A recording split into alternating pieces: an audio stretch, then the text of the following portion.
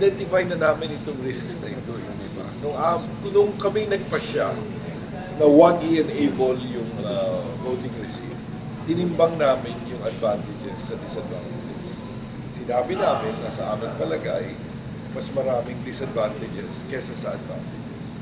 Pero, as I said, tapos na yan dahil nagpasya na ang Korte Suprema at sinasabi nila mangangailangan ng resibo dahil ito daw ay kinakailangan ng batas. So, kailangan natin sundin yan. Sinabi rin natin sa Korte Suprema, very clearly, I think, that kumaga, susunod kami, kaya lang, we also pointed out the operational and practical risks that we will be facing.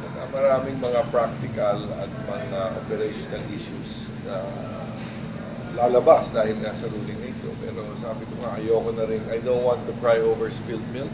We have to move on. Let's make the most out of it. And ang pangako natin sa ating Korte Suprema is we will do our best. Marami tayong hinaharap na mga hamon, lalo na sa ating paghahanda. At sabi ko rin, ang pinakamalaking hamon natin ay ang panahon. Pero sisikapin namin na siguraduhin na magkaroon ng thermal paper sa bawat 92,509 precincts all over the Philippines.